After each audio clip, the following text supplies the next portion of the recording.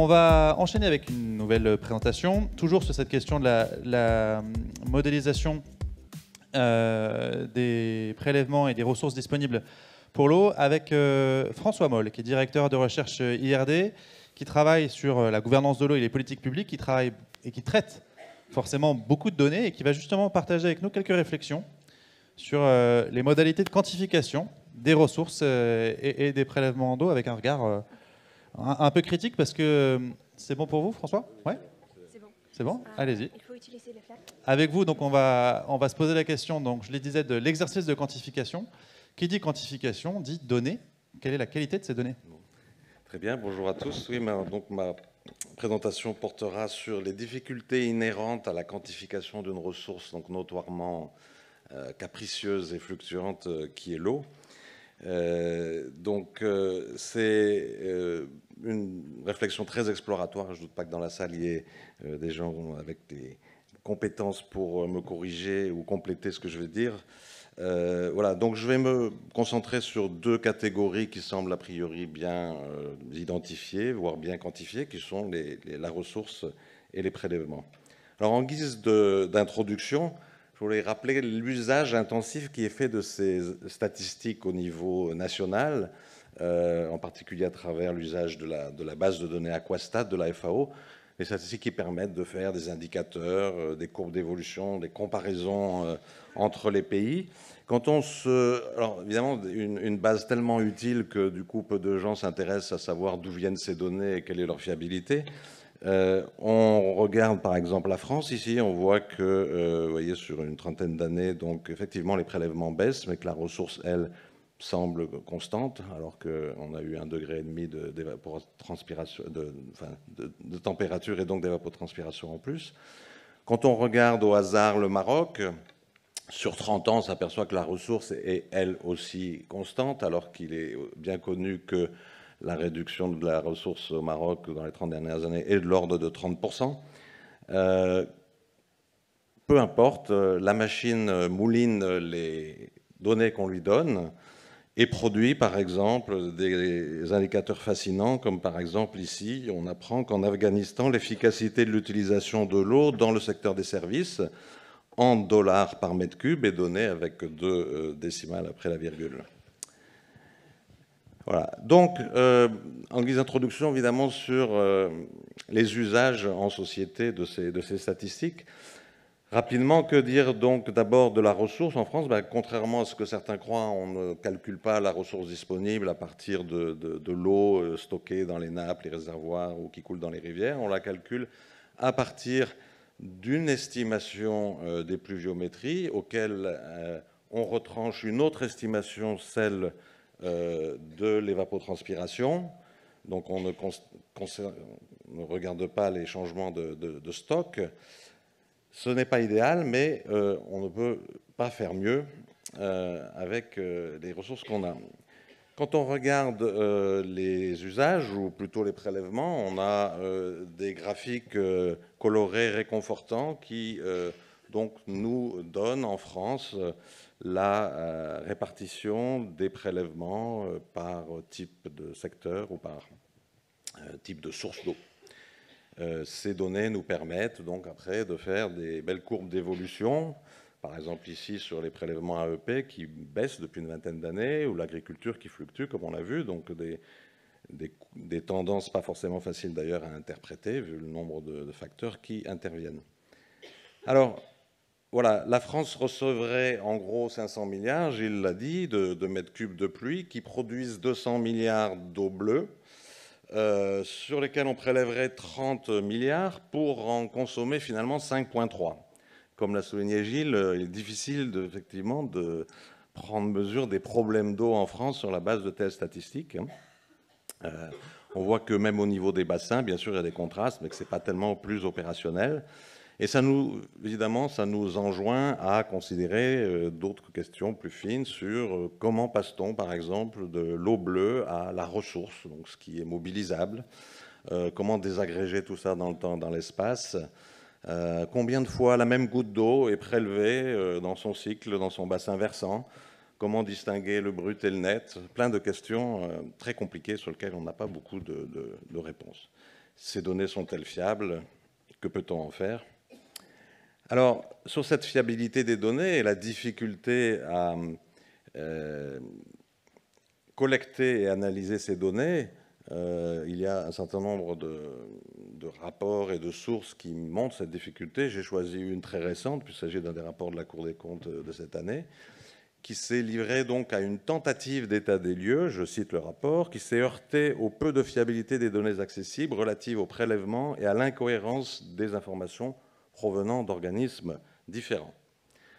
Bon, selon la base de données donc des prélèvements, BNPE, la même Cour des comptes relève que les prélèvements de la région des Hauts-de-France auraient augmenté de 200% entre 2012 et 2016, alors que les données fournies par l'Agence de l'eau concluent à une baisse de 5% entre 2009 et 2019.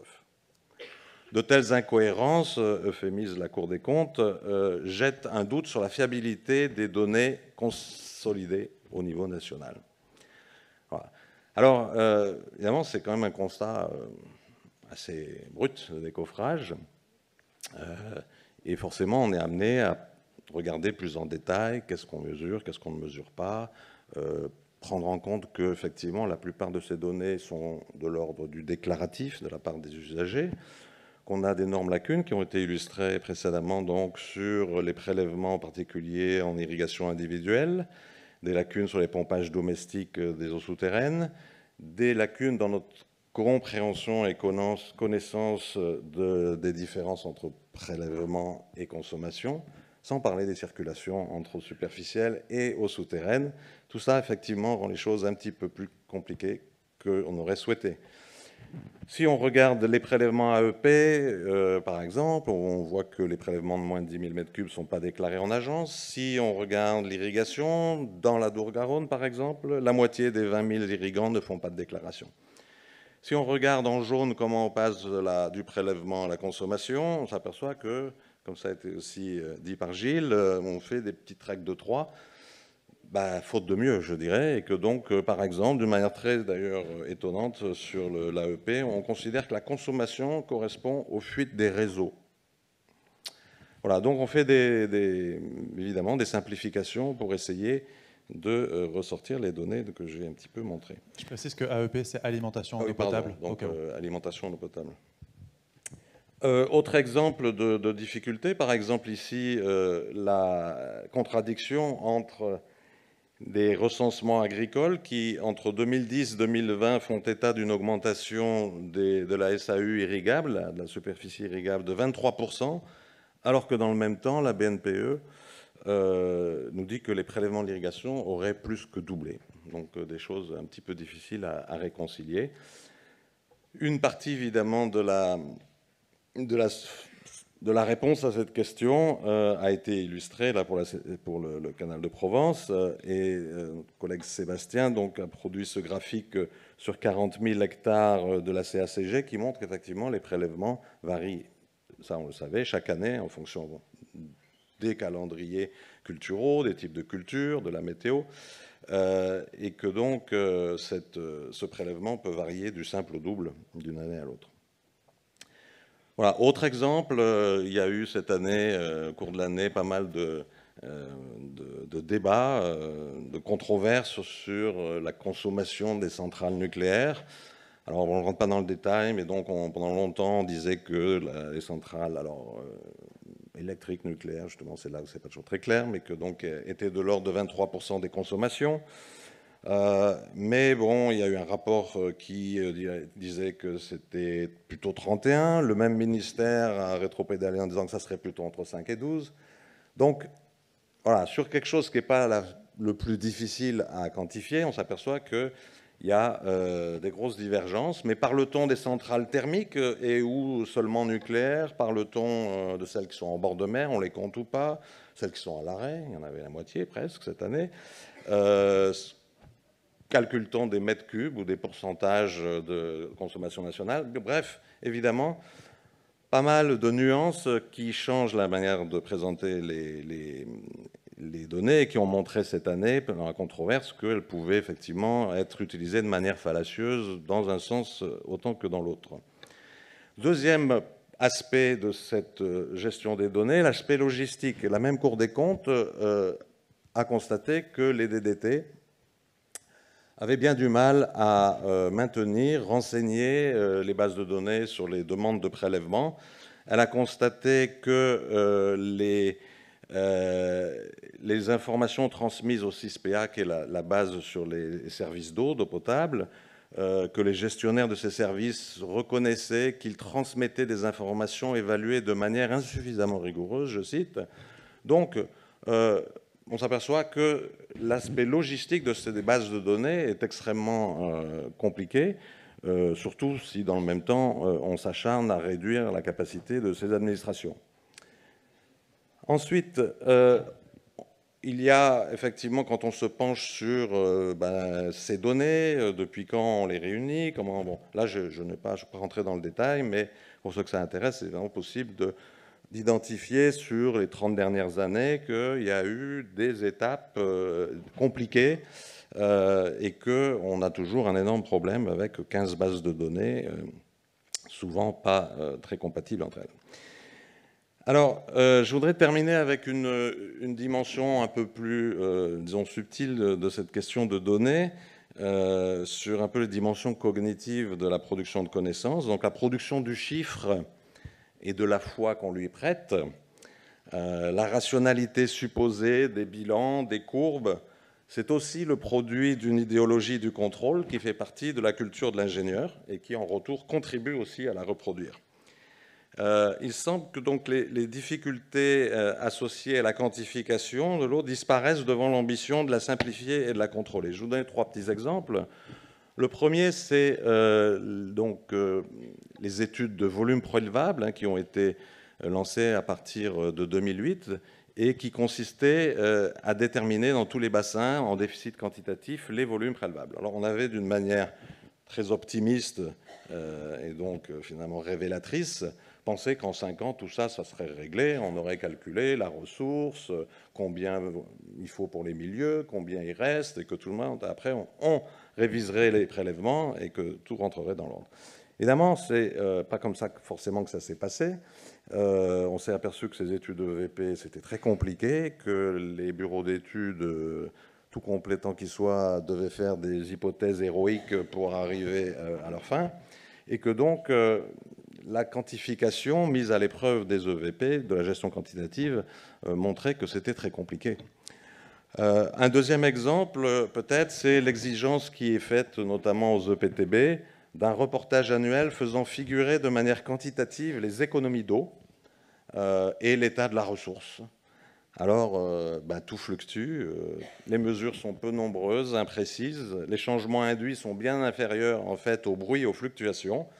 Et ce genre d'exigence, évidemment, ne peut que produire des stratégies de contournement devant l'impossibilité de produire les chiffres dont pourtant l'administration a tant besoin pour mettre des économies en face des subventions.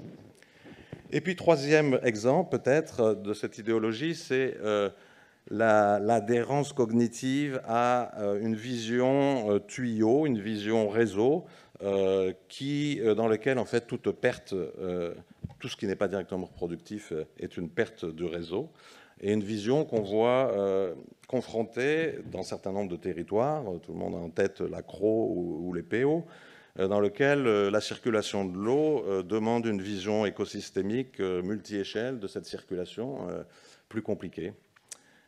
Voilà, donc je finis sur cette note avec juste quelques conclusions, qu'on accorde donc beaucoup d'importance à des chiffres souvent très imprécis, l'eau, ressource peu coopérative, par sa circulation, ses fluctuations, une définition, une couverture spatiale, une mesure, une gestion des données très problématique, une distinction entre prélèvement, consommation essentielle mais très complexe.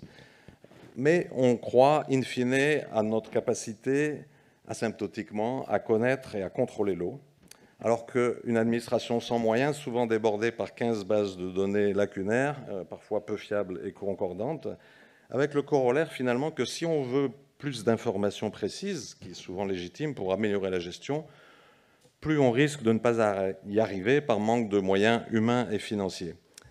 Et pour finir, ce que je viens de dire, on néglige en fait tout ce qu'on ne mesure pas. Tout ce qu'on ne mesure pas ne compte pas.